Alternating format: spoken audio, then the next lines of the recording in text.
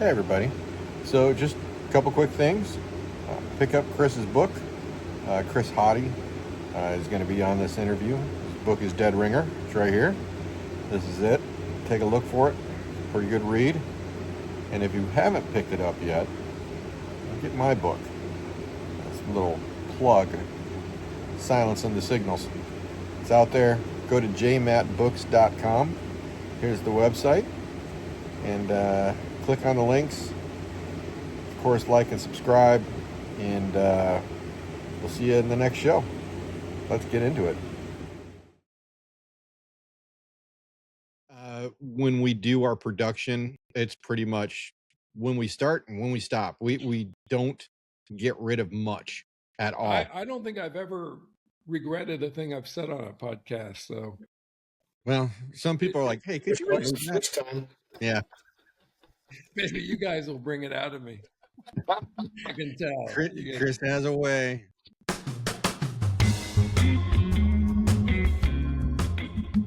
Hey, everybody. Welcome to tuning into the program. My name is James. With me is Chris, and this is FuelStopChats. It's a podcast where we talk about, well, anything. We try to talk about motorcycles, but not always. So tune in, enjoy, and hope you like it.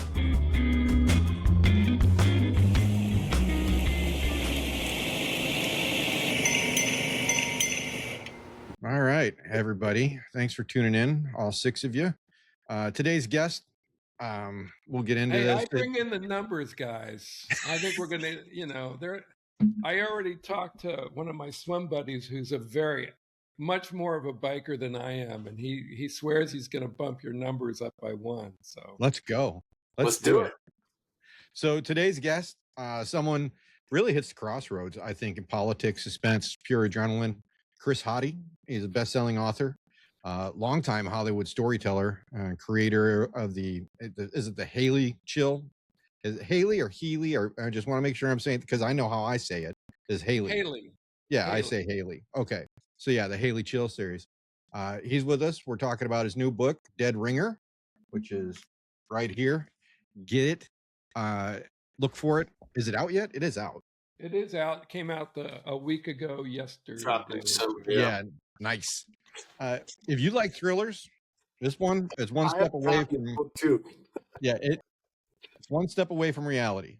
You're in the right place. Welcome to the show, Chris. Thanks for joining us, and let's get into it. I know Blackie's got questions. He's been hitting me up with questions. I have to apologize in advance.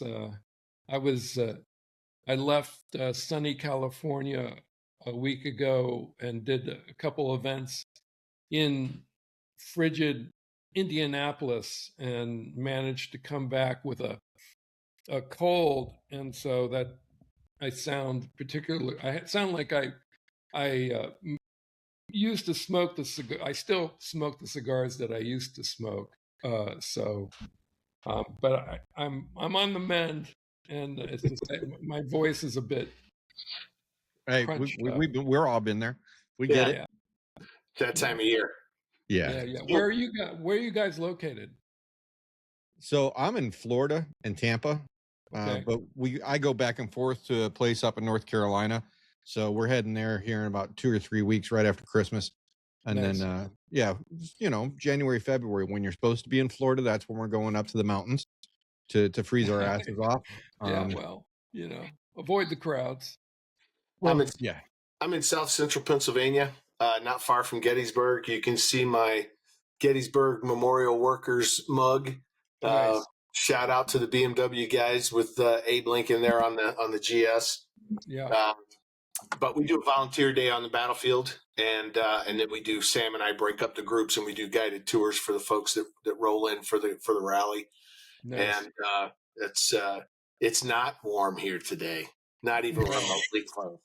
I grew up in Delaware, so I know I have a good idea what your weather might be like, Chris. But I think the Facebook algorithm has figured out my interests, and I get daily posts without following any of these groups or profiles. I get daily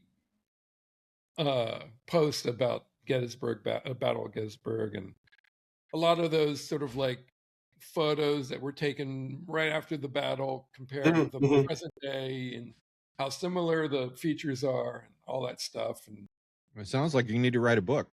the descriptions, yeah, boy. Visit me.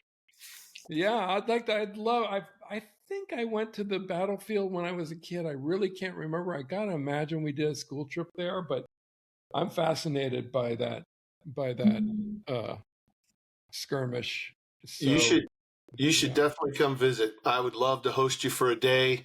We could have dinner at the Dobbin House, the oldest inn in Pennsylvania. We can, but yeah, I can even show you parts of the battlefield that are exactly as they were, because they're on private land, and I happen to know the owner. Yeah, we won't get into the Gettysburg thing because I know our listeners hear it every week when we have a podcast because it is fascinating to a lot of individuals. But Chris is he's one certified instructor death away from getting his own certified instructor. He's got to wait for somebody to die, but they out of everybody that I know, there's nobody that knows Gettysburg more than the man that's sitting on this call right now. That's exciting. I'm going to take you up on that, man. I hope it was a sincere offer because you might not be surprised that history is a passion of mine, and whether it's sort of recreational reading or listening to podcasts. One of my favorite podcasts is The Rest of History, among other history podcasts. Yeah. And then I infuse almost all of my work with history. The book that we're talking about today, eventually, Dead Ringer, of course, is steeped in history, but set in the present day. But the one I'm trying to finish up now is my first true period piece, and it's set during the October 1962, which you may not know is the missile crisis, and this is a murder mystery, a serial killer, which is a phrase I kind of refrain from using, but I'm going to use it anyway. A serial killer on the loose, on the prowl at Guantanamo Bay during the missile crisis. So that that real potboiler kind of pressure cooker environment. The backdrop is the missile crisis, the evacuation of the base, of all non-essential personnel, the infusion of thousands of Marines, Soviet soldiers in the hills surrounding. But I'm following two civilian from the Office of Naval Investigations, two civilian investigators who are trying to determine what the hell's going on with these dead Cuban nationals that are I won't read that book in the Bay. So I love history. I use it in my work all the time. Well, so let me ask you this. Kennedy comes up a lot in topics of conversation, and you're writing a book about the Bay of Pigs, and there are those people out there that believe there may be a tie to the way that was handled and the early demise.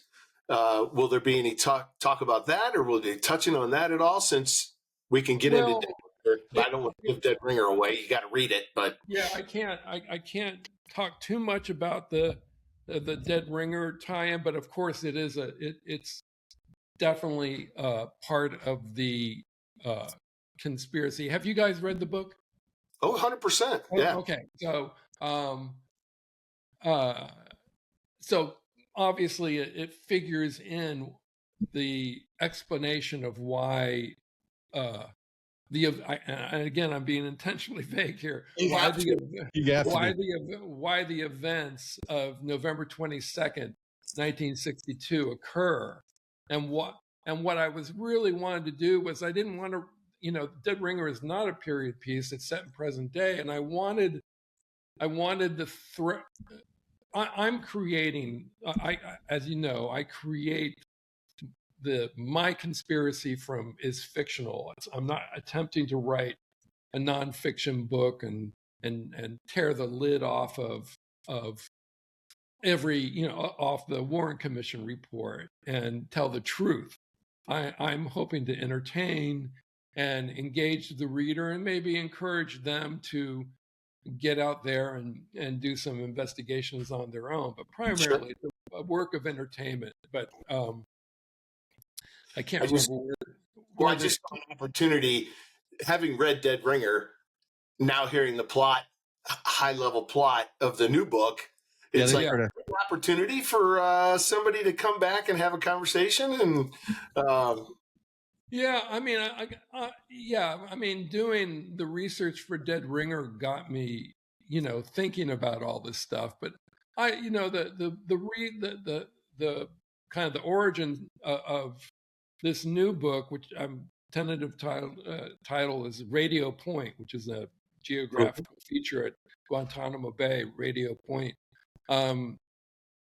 Was really just to, again, in a similar way to Dead Ringer, I came up with the ending, a very big twist ending in both cases. And then I had to kind of reverse engineer. How do you get there? Yeah, how to get there and do it in a fun and plausible way.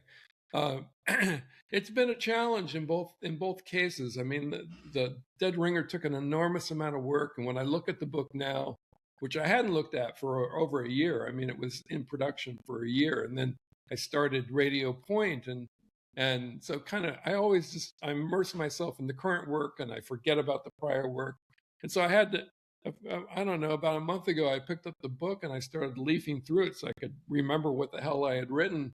And I was like, holy crap. I mean, this is a lot of stuff in here, and real, it was constructed and with lots of, it was like a Jenga, like trying to get everything to fit correctly. So, yeah, I don't know what the question. I forgot the question, but before we get into it too much, I just wanted to break in here real quick. This is a motorcycle podcast. I know a lot of our people that are listening are like, oh, okay, yeah. So James wrote a book, so we're talking about authors now. No, Chris rides too. Yeah. That's why he's here. It's important for us to know that. Yeah, Chris rides. Yes. He's a fellow rider at BMW, I believe. No, that's my buddy. Oh, okay. What do you have? I have a Triumph. I did a little bit of research on you guys. And I think I see what kind of bikers you are. And there are definitely different. How would you call it? Not flavors, but kinds of riders. And I have a Triumph Scrambler. Those are great. Interpretation of the Triumph Scrambler, which I use primarily just around town, to bomb around town. I did do a touch of touring on that bike. I've only been a rider maybe for about 10 years. And I, soon after I purchased the Triumph, real soon after I purchased the Triumph, I flew over to London and rented the exact same bike, another Triumph Scrambler, and rode it up to the Midlands for about a week-long trip. Nice. And then down into Wales, all by myself. Really didn't know what the hell I was doing. Perfect. I thought I had the proper gear, and I don't think I've ever been so wet and cold in my entire life. We can we can tell stories about that. Making the push to Bristol from Wales for a day-long ride. It was a truly miserable experience, but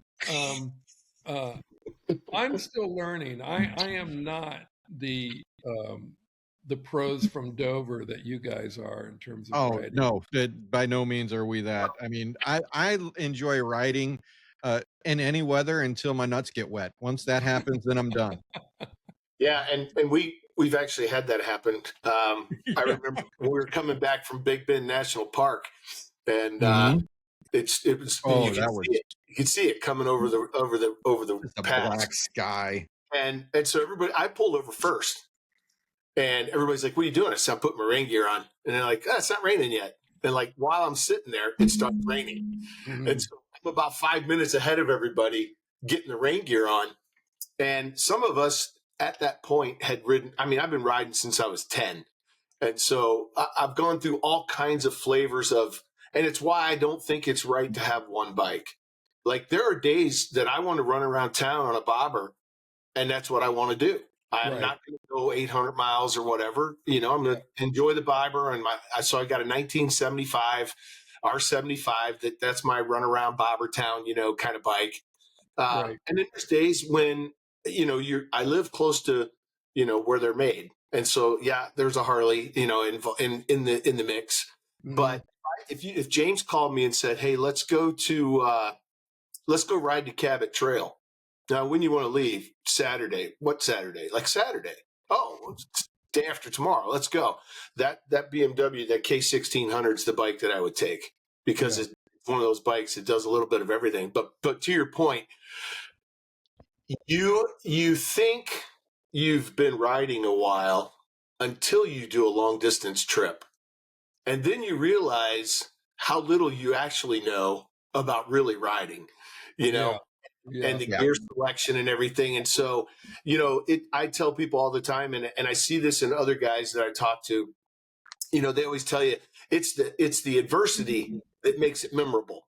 If every ride was super pleasant, and I'm like, you know, I've ridden on the coast of California on the PCH, and it was perfect weather, and it was very moderate temperatures, and it was absolutely gorgeous, and still very a very memorable ride. I don't have to go out and have you know, fingertips that are black, and you know, when you walk into the store, your feet are squishing because your footwear is not really waterproof, and but you learn along the way, and it's like anything else. I'm sure when you penned your first book, you probably afterwards thought, oh my God, that was an arduous and exhausting, and then you have the pride of, but it's done. And then as you go forward, in actuality, it's the exact opposite. The first book, this is Dead Ringer is my fifth book, and my first book, I didn't know what the hell I was doing. I wasn't really trying to do anything. I just wanted to write a book. I had been writing screenplays for 3 decades, and so there's some real freedom in kind of that scenario where there are no expectations. There's really nothing at stake. You're just trying something out, and I did it. I wrote that book in about, I don't know, 3 months, and sold it. It was a miracle that sold it, and that was the start of my novel writing career. Each subsequent book has become, as I gain more awareness, it's not harder. It just takes longer because I know more, and it becomes more of a involved process by 1,000%. But you're absolutely right about, you know, the adversity. I don't remember very much about that trip, which was in 2018, early. Well, spring is a difficult season to pinpoint in England, but I think it was around April or so. And I don't remember very much of it except for that day that I was, you know, I had cruised around Wales a little bit, which was really special and beautiful. And teeny little roads in the middle of nowhere. But then I had to make the push for Bristol, and started raining, and I didn't have anywhere near the proper gear. I thought I did, so everything was wet. You know, when you describe the squishy, the feet and the squishy boots, I mean, that was just the beginning of it. And I went into, and it was cold too, probably, you know, whatever, in the low 50s, high 40s. Well, when you're wet in the wind, it doesn't matter. It could be 70. It's still going to be sort of chilly. Yeah. So well, I think what happened, I think I had a phone, I had my iPhone mounted to the, you know, there's no bike computer on this thing to speak of or anything. I mean, it's not a touring bike. And yeah, right. And so I had my iPhone mounted and wired to, you can draw a charge off the battery. And to keep the phone going. And something happened. I think it got all wet, and the whole thing went on the fritz. And so I'm in England. I don't know where the hell I am, and my phone's gone out, which is what I'm using for a mapping feature. So I pulled off and went to some kind of like their version of IHOP or something just off the highway. And I remember sitting in there trying to dry out and get my phone working again. It was a mess. But like you said, I mean, it was memorable. And developed a healthy respect for doing things properly when touring on the bike. But I was a bicycle messenger in New York. My first job out of college was as a bicycle. That's messenger. crazy. That's just it was crazy, but scary. That's what I think when I started riding my Triumph around LA. I think a lot of those skills kicked into gear. No pun. Self-preservation skills. Especially in LA. I've ridden there once with Chris. Weaving out of traffic and splitting lanes on the freeway. And you guys do that? Do you lane split when only once, and that was in California when we rode up to La Jolla. No, we left out of, we trained from San Diego to Los Angeles, picked up bikes there, and then we shot up to, where's Hearst Castle? That's that's on Highway 1. Yeah, we made our way up to Monterey, but we were up to Monterey in that trip. One of our buddies was local. Yeah, one of our buddies was local, and he's like, follow me. And that some bitch crazy as hell. And Brad just got on this bike, don't know what it is. I forget what I had on that one. We were riding. Do we have dual sports? Because we were going to do that over the mountain route. I can't remember, but it was on a Harley. Oh, the thing that corners like a freaking aircraft carrier. And this dude took off like he had just stolen something. Mm-hmm. And but the highlight of the trip, Chris, was when we were coming back to LA. It was the Olympic Marathon Trials Finals. Mm. So as if you think there's not going to be a lot of traffic on Sunday, is there? That's my first experience lane splitting, because if we didn't get the bikes back in time, we were going to miss the sundown train to get us from LA back to San Diego, where we were supposed to be for corporate meetings. Yeah. And so we decided to lane split. And that's when I thought, boy, these Harleys are wide, Yeah. Yeah. I don't see a lot of those big bikes lane splitting around here. I mean, it's usually the smaller bikes. That's pretty hair raising, but I've seen it, and at really high speeds. The law, I forget how many miles per hour over the up to 35 miles an hour. 35. You can never be more than 10 miles an hour. Yeah, something like that, whichever one ignores anyway. So I'm a fairly cautious lane splitter, but so I'll have guys coming up. I'm spending more time looking in the side mirror to see if there is anyone coming up on my rear who wants to split the lane a lot faster than me. And then you got to get the hell out of the way, or they become very irate. So 10 years, and you said the Scrambler was the first bike. Is it? Scrambler? Yeah, that's all I've had. Yeah. That's the extent of it. I like getting around town and beating the traffic on that bike. So I've thought about doing some touring, but still haven't done it yet. Well, the nice thing about nowadays is there's a company called Eagle Rider throughout the United States, throughout the world now. Yeah. Chris and I have utilized them because we'd travel for work. So, oh, shucks, they're going to send us to Phoenix in February. Oh, look, there's an Eagle Rider. Let's get a bike, fly in 4 days early, go for a nice little trip, and then do our work or stay after.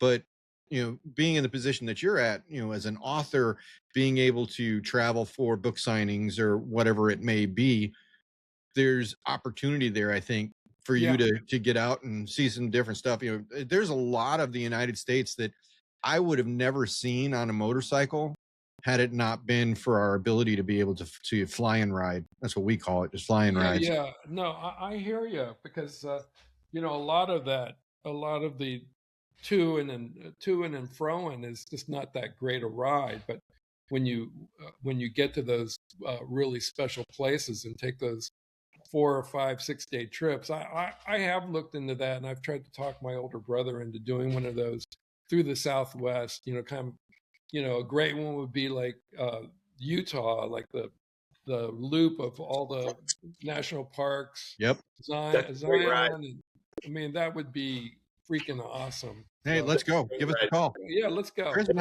I are always up for that. I've done it twice, and I tell people all the time, it's like, they'll say, hey, I've got 5 days coming up. What's one state I could go? And I said, go to Utah. Here's a route. They said, do you want to think about it for a minute? And I go, no. You're never going to fill your sensory overload like you would in Utah. And one of my favorite roads, probably in America, and maybe even I would rate it even higher than PCH, is 12, that runs just outside of Bryce Canyon over to Torrey. That piece of road is absolutely epic. It gives you terrain alterations where you're going from the orange and white rocky, caverns, and then it takes you into the rolling grasslands, and and up into the mountains where you've got these aspens that are twinkling, and it's open range. There's cattle, roaming around, and it's just an epic piece of road. And call me. Let's go. I'm ready. Depending on the time of year, it's easily better than the PCH. I mean, that's a great run from Morro Bay or San Simeon, whatever, at the southern end of Big Sur, all the way up to Carmel. That's a pretty great run, but it's slow, and it's for one thing, it's closed half the time. Right now, you can't even go that route. Rock slides, and also you just get behind Winnebagos, and there's no getting around them on that. Well, there is if you just cross the double line. What we do, and I'm gonna. So we cheat a little bit, right? We get one guy to squeak by, and usually James is in front, and I usually ride sweeper to make sure everybody's getting where we're going when we do these group rides. And James how big is your group usually? We don't like more than about 7 or 8 guys. Right. It gets unwieldy for many reasons, but 7, 8 guys is a great time. 4, 3 is but we'll get guys squeaking by, whether that's going through Cambria at a stoplight and the guy wants to make a turn and you can cheat up beside him and pass him there, or somebody gets a little bold and they can see around a left-hand turn and say, well, I don't see anything coming, and just zip around that Winnebago, but James will tap his headset and he'll say, Chris, send the next guy, there's nobody coming. Oh, nice. That works. I get that's the beauty of a group ride, is having a man on point like that. But I might be a little impatient, whether on a bike or in a car. So, and I live I live in the hills between Glendale and Pasadena, and it's a short, maybe 1.5 mile canyon. But I get behind a car that's tapping, braking for every slight bend in the road. I do not understand why they're touching their brakes, and it's so it's a double line, but I zip around all the time, whether in my car or on the bike. It's life is too short. Yeah. So the trip in London sounds like, again, very memorable for myriad reasons, but sounds really good. Any other standout rides that you've done, even shorter? Just riding around your area. I mean, there's some great right around roads. My area. I live on the east. I live over here on the east side now. But before, when I first got the bike, I lived on the west side of Los Angeles, pretty close to the beach, and so my Sunday morning, I I I don't like traffic. I mean, no one loves traffic. I really don't like traffic. So I like to every Sunday morning I would have a cup of coffee, read the paper, and then jump on my bike and just do a quick uh, burn up the PCH, all the way up through Malibu, up to what's that rock called? I can't remember. I'm facing it right now. Right up to the very top of what is considered the top of Santa Monica Bay, and then back again. And that was a real fun ride, and just so accessible. It wasn't I could do it, on a weekly basis without any. Have you been out to Julian? No, I have not been to Julian. So there's some really good riding between LA and Julian. I'll shoot you a couple loops. Yeah, Julian, San Diego. You leave that marine layer kind of 10 a.m. It clears up, and you're above that, and you get up into Julian in the Cleveland National Forest, and then you bump into this little town called Julian, California, where the breakfast is like next level. By the way, next level. And then you can take a loop all the way. You can go all the way over to the Salton Sea and take a ride around, and then come back. And when you come back, you drop over the mountains.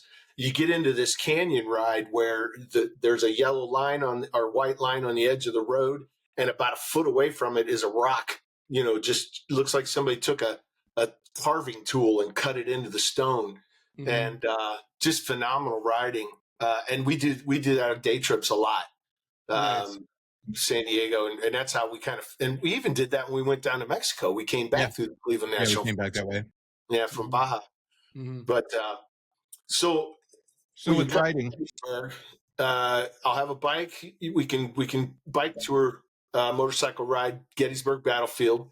We'll have dinner at the Dobbin House, and then that'll be a great Saturday for you. That sounds a really great Saturday, guys. I'd love that. Perfect. So let's dip our toe in the book, because somebody might want to listen to the book while they're riding their motorcycle. Yeah.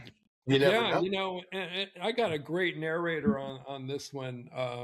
So I was listening to it yesterday, and I rarely look at my books after they're published. It's too painful to look at because I see stuff that I want to fix. So I hardly even open them. But I listened to the I started listening to the audiobook, and God, the guy is really good. And as you know, there's some tricky stuff in there. There's Latin, there's Spanish, there's a lot of different languages, Aramaic, there's all these antique languages, and the guy does a phenomenal job. And I think it really, I found myself wanting to listen to it like I do when I'm listening to some other audio book that I didn't write. So it's 11 hours of listening pleasure for one of those long epic rides. I love doing audiobooks when I'm riding. So do I. Especially across Kansas, because there's nothing else to do across that fucking state. Well, Kansas, North Dakota. I mean, let's just say that part. Yeah, I'm more music. I listen to music when I'm on the bike. What kind of music do you like? I don't even know the names of the bands. They're usually mixes that I pick up off of Spotify. It's all kinds of music. Whether it's new, usually more instrumental stuff, new, instrumental music. My kid makes music, so a lot of the influences from him, or then like just old classics. Beatles over Rolling Stones, probably. Crosby, Stills, that sort of thing. There you go. So we were interviewing Wesley Schultz from the Lumineers. I don't know if you're familiar with that band. He rides, and he actually he said, I've got voice memos where I'm riding the bike up in the Catskills, and I'll stop and be like, Gloria, and he sings into his phone and then gets back on the bike and rides. When you're riding, or have you ever had an inspiration for something that takes place in one of your books while you're riding, to where you either have to stop and write it down, or it just catches and you're like, I'm going to go into this. I'm going to dip my toe into this a little bit for the next 2 or 3 chapters, and then see how that forms out. This is probably evidence of, the different kind of writing that you guys typically do and that I do. And I could totally see that happening touring, because that happens when I drive my car long distances. But one of the things I love about motorcycles and riding, at least in the city urban environment, is the focus. You The don't hyper I don't focus, you think tune about out everything. anything. Like when Yeah. I drive my car, excuse me, even in the city, I can suddenly become aware of the fact that I've been daydreaming, and I don't remember having exited off, taking a ramp off the freeway. Your mind, you just go into autopilot when you drive a car.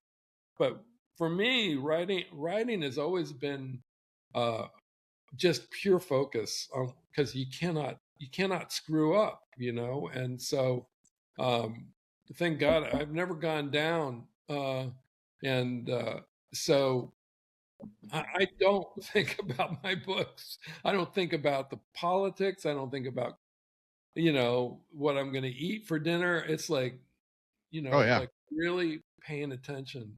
Yeah, we saw it.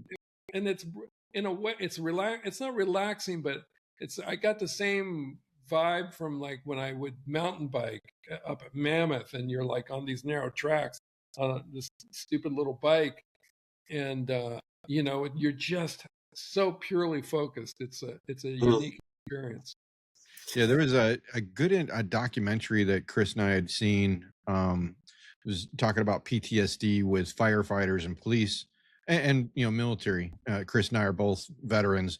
That there's a study that was taking place for PTSD where a guy was riding with all the stuff on his head, and they found that because of such a hyper focus and vigilance when you're riding, that you're blinding everything else out. I have my own issues, and that's one of my therapies. We call it wind therapy, because you just tune everything else out, and you can hyper focus on one thing, and you don't hear any of the other noise. And so you guys are such vastly more experienced riders than me, and so I'm whenever I get on two wheels, I have that hyper focus. I mean, I had it when I was a bike messenger in New York City. You had You got to. When you have as much experience as you guys have, and more touring over, kind of getting around town, or do you find yourself being able to kind of disengage a little bit from, like, I've never cruise control or any shit like that, like on a bike, just kind of blows my mind. Whereas I long see distance. Yeah, long distance riding. I mean, I don't know if I could do it, but I know I couldn't do it. I did a trip from Florida to Alaska and back, and on the way back in Bend, Oregon, the sun blinded me on the car in front of me while they hit their brakes, and I slammed into the back of the car. I patched the bike back together with baling wire and duct tape, literally, and the cruise control broke. I took a coat hanger and I wrapped it around to where I could hit that throttle and then lock it in, because there's certain states that you're going to ride. Yeah, I can imagine that it's just straight tarmac for 100, 200, 300 miles at 75 miles per hour. I want to be able to take my arm off and stretch it out. And then, on the other side as well. When I'm in the mountains, like when I'm in North Carolina, and we're riding up to the Tail of the Dragon or any of the other areas that are much better riding, you don't touch the cruise control, because you're on the throttle, you're off the throttle, you're on the throttle, you're off the throttle. And that's where more of my hyper focus gets in. I don't listen to music. I don't do anything except ride when I'm doing those. A lot of times I have some guys that work for me in Nashville, some guys in Raleigh and Charlotte, and I'll shoot out from the North Carolina house for 5 hours, where it's half mountain and half interstate, but I still don't turn on the sound. My map is running, I might take an actual, I've done video calls. That always freaks people out when you throw the video on there and they're like, what the hell are you doing? But everything's plugged into my head. If I'm comfortable answering a phone, I will. But for the most part, I want silence and I just want to hear the engine. Is it kosher to talk about motorcycle tragedy on this podcast? Yeah, there's nothing off limits here. It brings up a thought that even on those crazy straight, hundreds of miles of, ruler straight roadways, you still need to be aware. I mean, I was thinking, while you guys were talking, I was remembering one of my best college buddies. When I was in college, we were in college.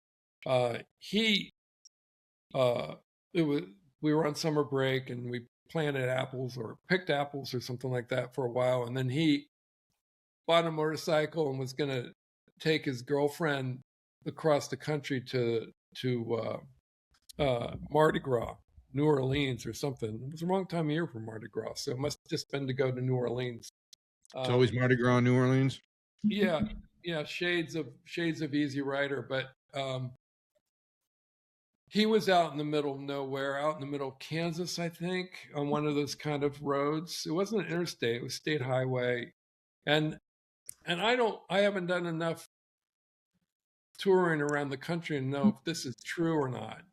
But the way he always explained it to me was when you're on one of those, it was probably maybe 2-lane, maybe 4-lane state highway, and a big tractor trailer rig is coming up on your rear and you're on a bike, you move over into the left oncoming lane and let him pass you by. Does that make sense?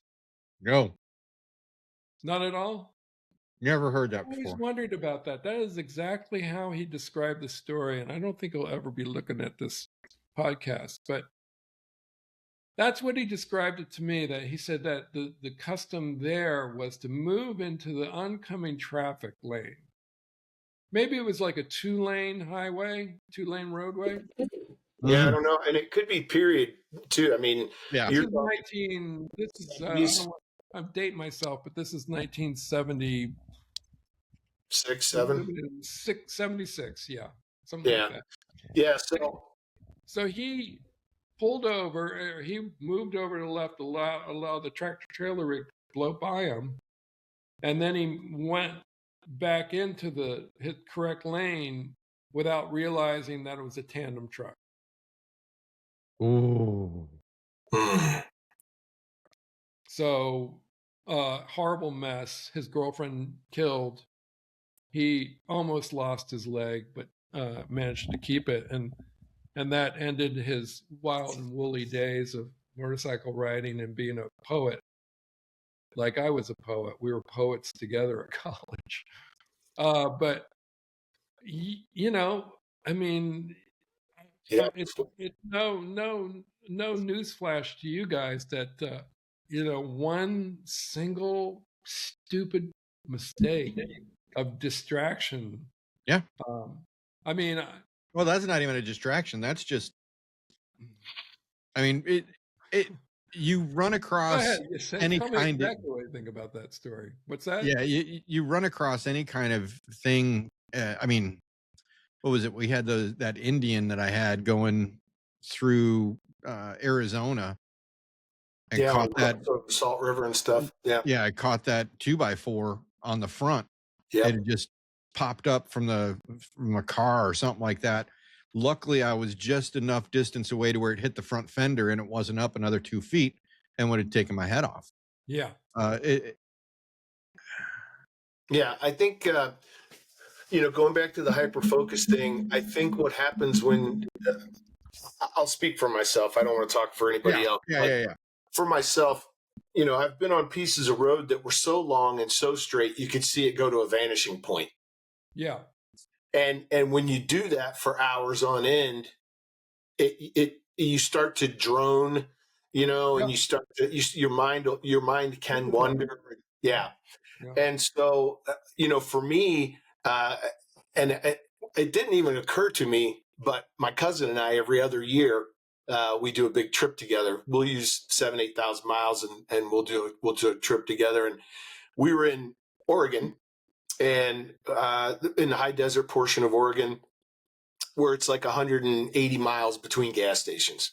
And Yeah. if you look at this road, you think it's the state line because it's literally like a chalk line straight. I mean, just crazy. And he said, we had headsets, and he came on and he goes, what are you doing? And I said, what do you mean? And he goes, like, you're weaving on the lane, and, you accelerate and decelerate. And I said, I have to mentally stay connected to this bike. Mm-hmm. And I have to be mentally connected to the environment. And not even 5 minutes later, you see this big dust plume off in the distance. And it's like when you're playing sports and they're teaching you about pursuit angles. At my speed and their speed, if I take this angle, we'll collide at this point. Well, that occurred to me, and about 2 seconds later, these pronghorns stepped up on the asphalt in front of us. Yeah. And I was able to slow down and stop, and he comes up behind me, and he goes, he said, I saw it, and he said, I got fixated on it, and we call it target fixation. Like if you look at it, that's where the bike's going to go, and it may not be where you need to go, so you got to be careful. And so, I just find myself purposely, Kansas, I use cruise control, Mm-hmm. but only for a while, and then I'll turn it off. And it's just a way for me to mechanically, viscerally stay connected to the bike. I've had some, hitting a car at 80 miles an hour, when I was in the Army down in Georgia, and the chrome strip come off the car and stuck through my pants. And, you get those things that happen like that. And it definitely leaves an indelible imprint, like, hey, dumb, let's don't do that again.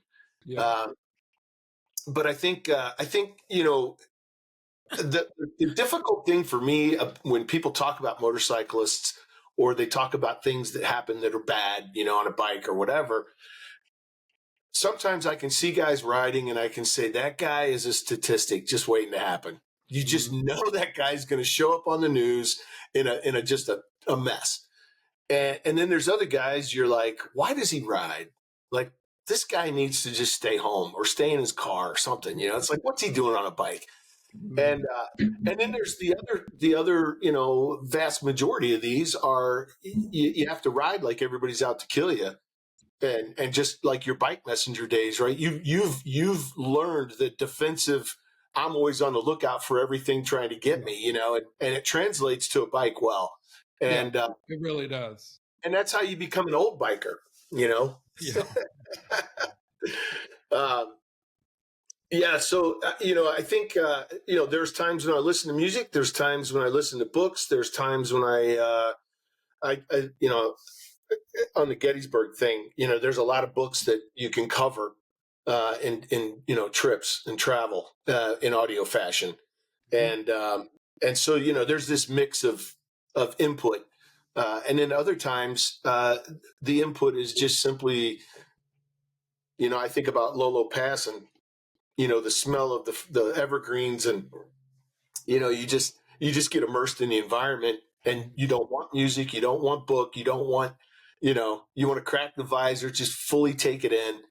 And because you're so hyper focused on what you're doing, it is a calming and cathartic thing, because the bills and the work and the whatever, that it's all gone for the time that you're on that bike, and the only thing that sticks in your brain is the smell of those evergreens, or the sound of that river where that guy was fly fishing, and so yeah, I think for me it's but I've never seen the pull in the left lane and let a tractor trailer pass thing. I've never seen that in all my travels across the country. And so that's kind of a new one for me. And again, I don't know if it's geography, if it's a, colloquial thing that somebody does in Kansas or something, but I've never personally experienced that. And I never want tractor trailers in front of me. I don't care how fast the guy's going. The air's dirty. You don't want them in front of you? Is that what you said? You don't want them in front of you? Because They throw up All the gravel. flip off a tractor trailer and here's all this rubber mass coming at you. The stones, especially in Kansas, they'll wander off the road a little bit.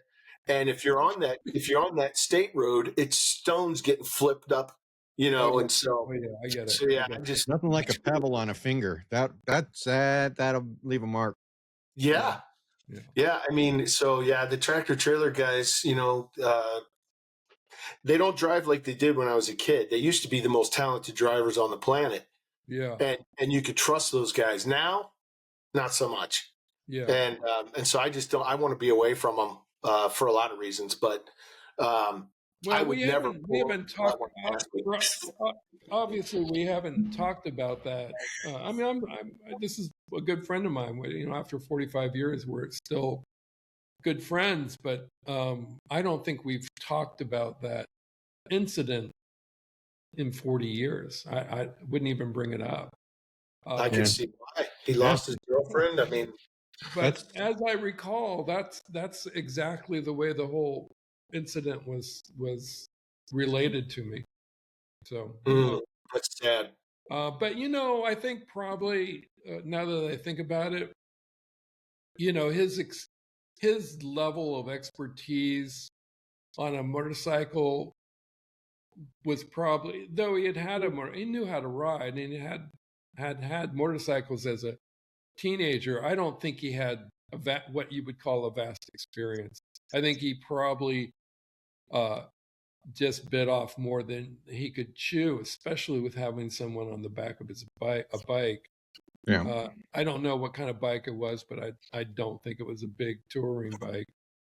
Whatever the version of a touring bike would be, and you guys would know better than me. But anyway, tragic story. But mainly the reason why I brought it up is, there are as many different kinds of riding experiences as there are, of grains of sand on a beach. But I think all of them require a certain level of attention. There's a slim margin of error.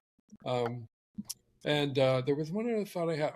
I thought, like, one of the things I don't like about driving is that not only that sort of lack of association with the activity, but just especially in town here is like or for that matter, long distance driving, getting sleepy behind the wheel. And I can say with complete honesty, I don't know for you guys, but I have never had a moment of like that horrible feeling of like trying to stay awake on a motorcycle. I'm always awake on a motorcycle. You don't have that very long, I'll tell you. The only feeling we've had on the motorcycle is the craving for ice cream. That's about it.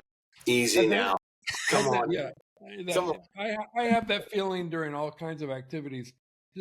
Have you ever experienced that personally, or anyone talk about that of like almost in the same way that people will fall asleep? Does that happen on a long touring? Yeah. Well, usually what it's associated with, at least from the guys I've spoken to, they're I would say riding past their physical capability. And you see it a lot of times when these guys, they'll do these endurance, like the 1,000-mile iron butt and all that kind of stuff, where they're trying to do 1,500 miles in 24 hours or something. Yeah. And so your body will just stop at some point if you're not careful, right? The older that I've gotten, the more strict I am about being in wherever I'm going to be a little before dark. Yeah. And the reason I say that is I'm an avid hunter, and the critters move just before daylight and for about an hour after the sun starts to come up. And about an hour before the sun goes down and about a half an hour or so into darkness, that's when they're most active. And that's when I don't want to be out on a bike. Yeah.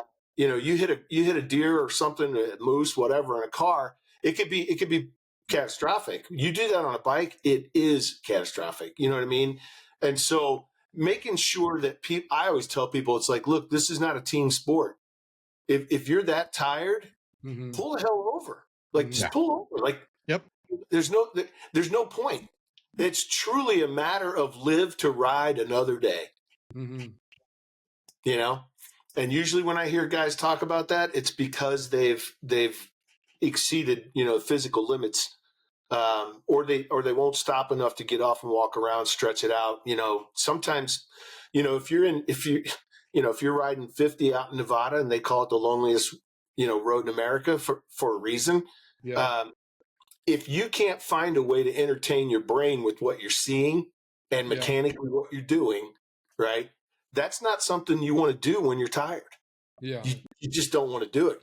You know, because happen? I mean, do guys fall asleep and I mean, is that a cause of crashes of like someone? I'm sure it is. I don't know anybody that ever has or heard heard that before, but usually the guys that's happened to, they're not around to ask. Yeah. Why did you know, go listen to a tree or something? Yeah.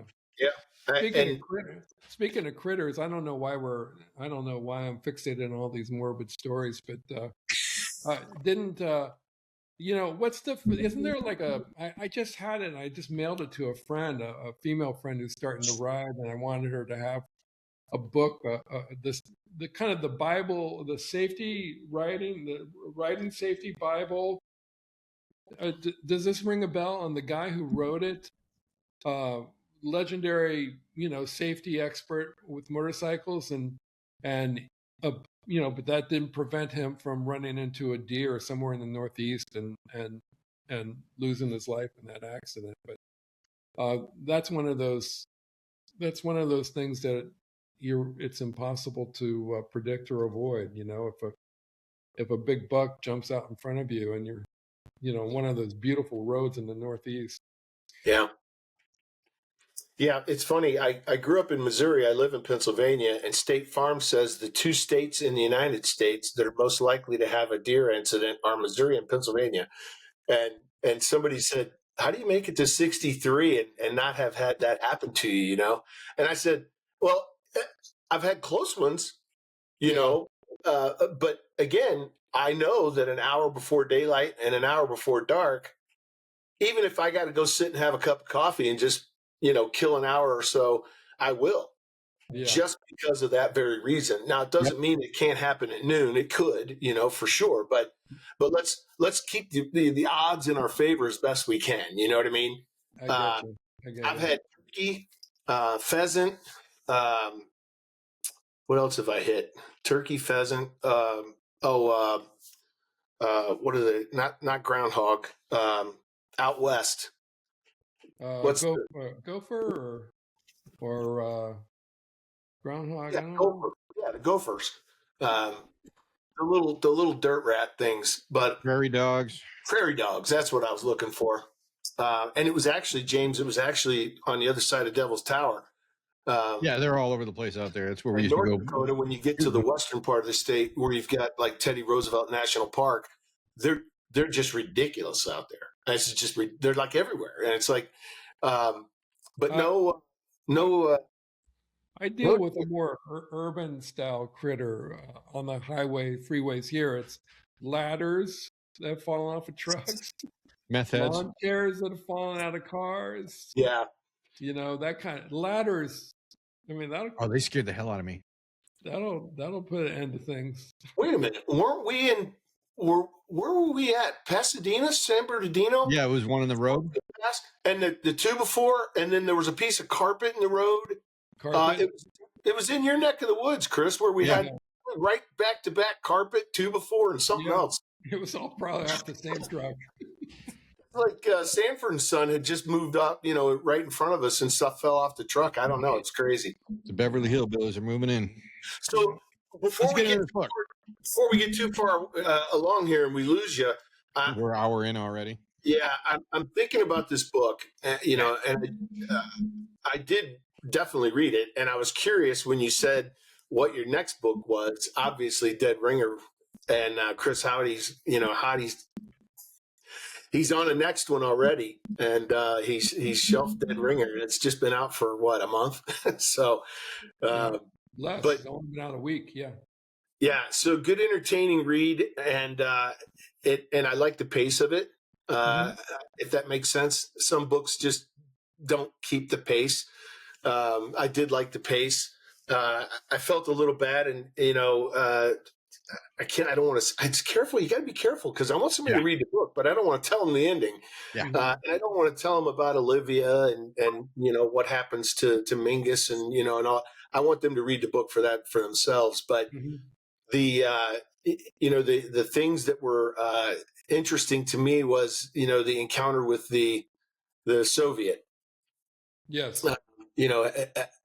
My background and James's background, there's things in these books that really just bing, and so, and then there's other books that I've read where, you mentioned a 6 Sauer, and that's kind of, you mentioned the 6 Sauer. You didn't talk about, well, you did mention the ambidextrous safety, thing. So that was interesting. But there are other guys, I've read their books where they'll spend an entire chapter dissecting a weapon. And I don't do that. I put in a little bit, but I don't. No, really... he's giving me shit right now, Chris, because I wrote a book and there's literally 3 pages where I dive into I have a guy that's, he's working in the CIA as, one of those, a PMO, and I really wanted to define the weapon that he was using. So it took about 3 pages, literally, into every single bit of this weapon. And Blackie's been giving me shit ever since. So no, that was a dig on me. That's kind of the Tom Clancy school of novel writing, and certainly he's enjoyed a bit of success. I just write them the way the way I want to read them. But I've come from a long career in screenwriting, and so in Hollywood, you got to write in such a way that you really grab the reader. A screenplay is a way different format and form from a novel, but it's all language, it's all storytelling. And so I was definitely trained with the notion of like, you got to get the reader and you got to make him or her, turn those pages. You can't dilly-dally. And so consequently, that's a good thing because I write in a way that is very, propulsive. But the downside is that, for 35 years, I was writing, action sequences, and generally speaking, you definitely weren't encouraged to even name check a brand, let alone a model of gun. You'd say, bad guy pulls a gun and holds it to the head of some guy, and the other guy uses a blowtorch to slice off his hand, and that's it. And I find it, I increasingly have found it fun to sort of like, well, what kind of blowtorch, and what exactly makes this blowtorch different from another blowtorch? And the rude awakening I had in terms of weaponry and guns is, like I said, I wrote that first manuscript pretty fast and didn't understand the difference, many of the differences between writing for a book audience and writing for an audience of a film director and a studio executive and an actor.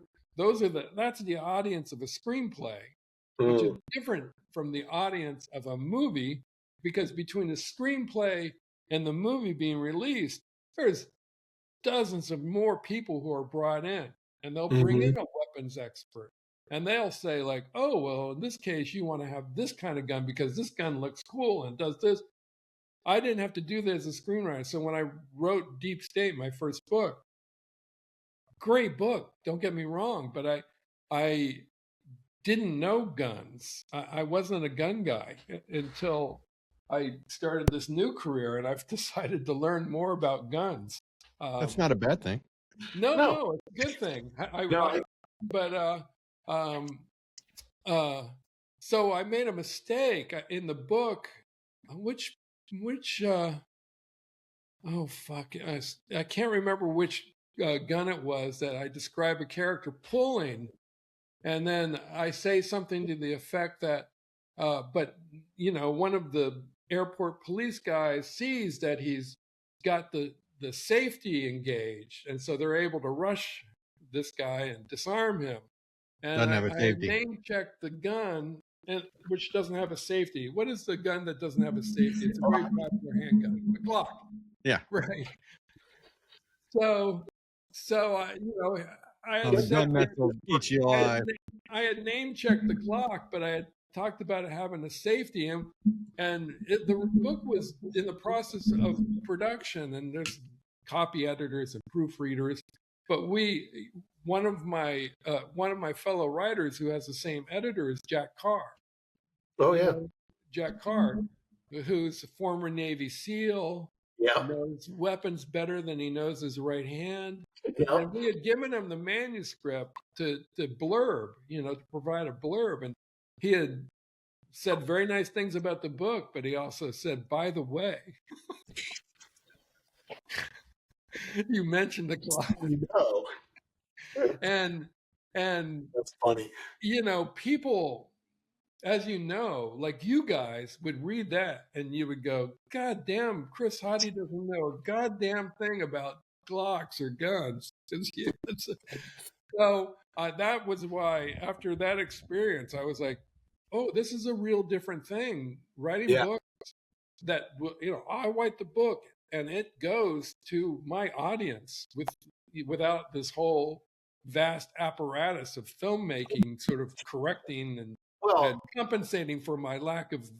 So I did. That was a good lesson to learn, and I think obviously with a movie, you've got the visual aid. In the book, you have to draw me the picture. Yeah, and you have to decide how in depth you want the picture to be, and does it matter or not. And I used to. My dad was I don't know that Zane Grey put a book out that he didn't read. And somebody said, why do you read that stuff? Like this isn't quality, blah, blah, blah, blah, blah. And my dad said, I read his books because when I read them, I can smell the horse poop. Nice. Yeah. Yeah. And that's, it's always stuck in my mind. It was, as a little kid, I heard him say that to somebody, and I was like, I've read books where I could smell the horse poop. Yeah. Yeah. And sometimes, the details, they definitely add to and enhance the environmental, because you're trying to immerse yourself into this character, and, I with Mingus, it was this roller coaster ride with this guy. Like, yay. Oh, yay. Whoa. Yeah. And I loved what you did with Verdugo. The character, I thought that was a lot of fun. As well. But you touched on it, and I was going to ask, and you started to get there. So I'm going to ask it again anyway.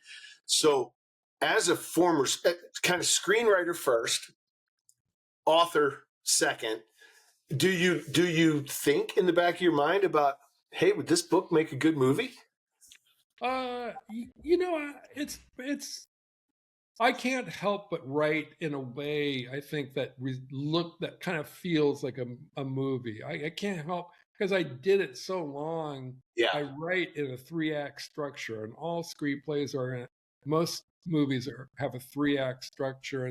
And I think when I think about scenes and sequences, I still think about them in a cinematic manner. And so, readers and critics will say that about me, that he writes in a very filmic or cinematic, style. And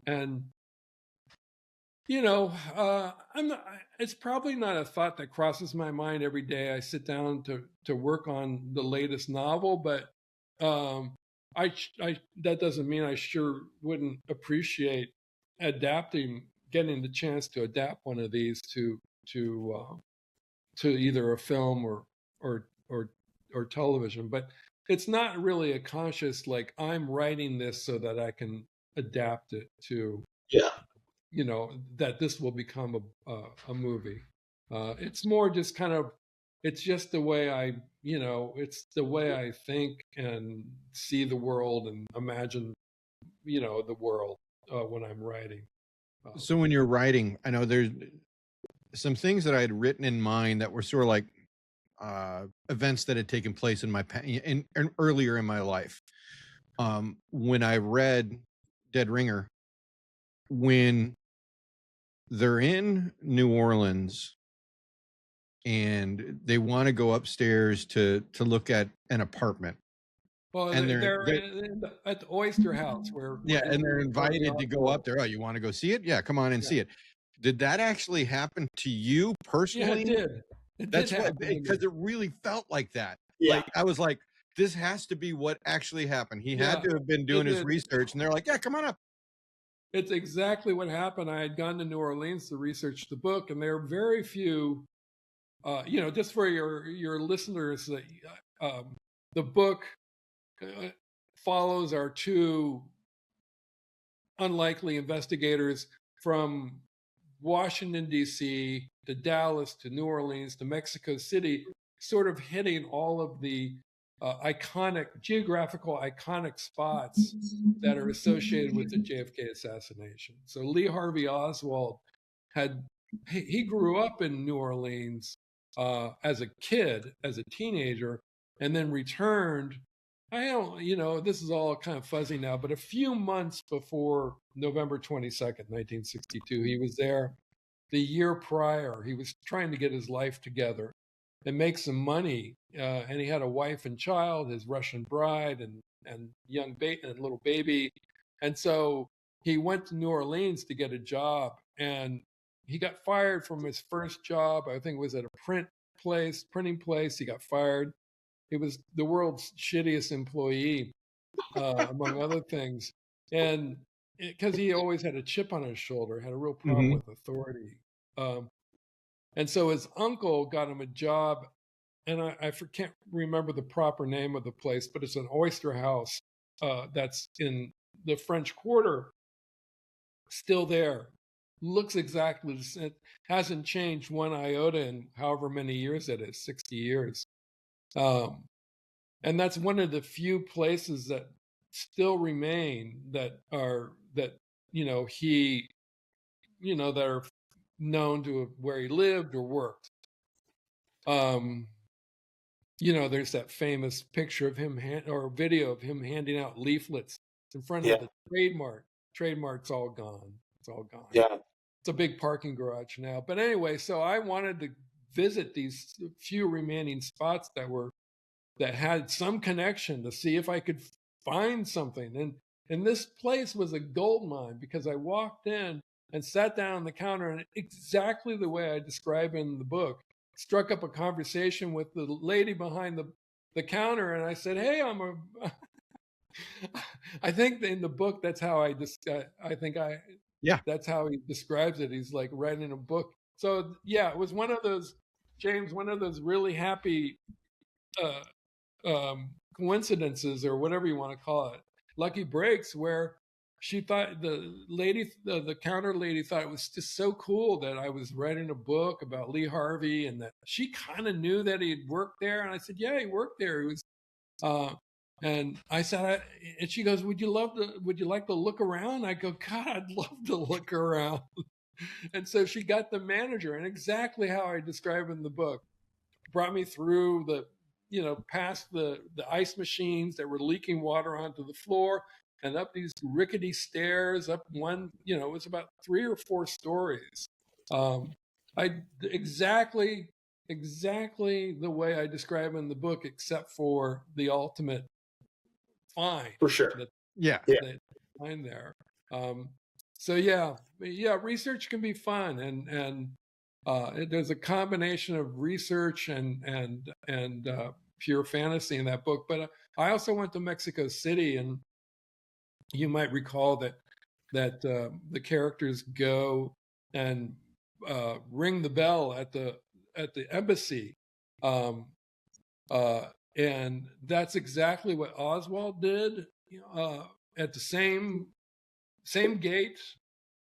Probably the mechanism might have changed, but not much. Yeah. Same gate, same embassy. It was the Soviet embassy then. Now it's the Russian embassy. And when I pressed it, this and I don't know what the hell. I don't know. I might not even pressed it. I was just kind of checking things out, looking through the gate, and standing next to the squawk box, and a angry Russian voice came over the squawk box. I'm sure telling me, "Get the hell out of here." Yeah. So I did.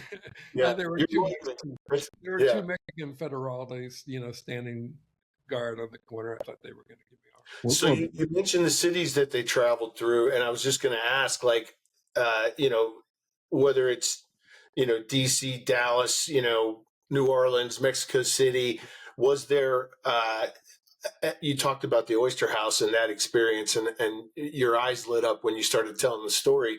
Were there other, so you got Mexico City, you had your story there, and what other influences did you happenstance on? You say, you go there for this reason, but while you're there, was there some other epiphany or some other, idea or some other image in the city that really kind of stands out to you? Well, I guess the cathedral there is quite a cathedral in Mexico City, Mm-hmm. and that figures pretty heavily in the book. The vibe of Mexico City, but the one asset, I'll call it, that really did strike me when I was there, and then I incorporated it in the book, was not a visual, but it was an audio one. Audio. The sound, the song. The song. And when I don't know if you guys have been to Mexico City, but when I first heard it, I thought it's a young girl's voice singing in a very sing-songy way, and I'm not going to even attempt to recreate it because nothing ever goes away on the internet. But it really is a short ditty in Spanish, very sing-songy, young girl voice, and I just thought it was so evocative. We were staying in the Condesa neighborhood, and just what Mexico. I don't know if you've been there, but a certain amount of urban decay, but also very romantic and just a feeling of warmth. I really loved it there. But hearing that song, and I was like, "What is that?" And I asked the hotel clerk. I said, "What is that song I hear?" And she explained, because I heard it elsewhere in the city. And I was like, "How is this one truck?" She explained, like, it was they were trash collectors. They would collect used appliances or wrought iron gates. They would just collect metal and take to the metal yard, salvage yard, and it took me half the trip there to realize that it was a recording. I thought it was actually a young woman in a. She really gets around. Yeah, she really got around. But I love the sound of that, and that figures. That I love that. I really love that little element in the book, because it's all about someone collecting their used items that are useless and no longer of use to a person, and it's a song that reverberates inside of Mingus's head, and it's what we hear when at the end of the movie. I can't reveal really what's going on, but just a sense of, like, Mingus is a disgraced, washed up, over the hill former Secret Service agent who needs to redeem himself. And I thought that really figured with that idea of trash and finding a new use for useless appliances.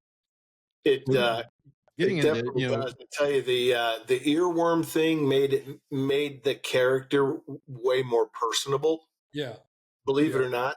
Because here you got this guy who has this massive chip on his shoulder. He's been through the crap. Yeah. And then fairly well into the book, he gets this earworm stuck in his head. Yeah. And like James, I thought he must have heard this ditty somewhere because he's so detailed about it. And then later in the book, it reprises itself for another listen. And it's that's the point where I'm hoping one day it'll be a movie, because I think that'd be a great movie moment. The last time we hear that.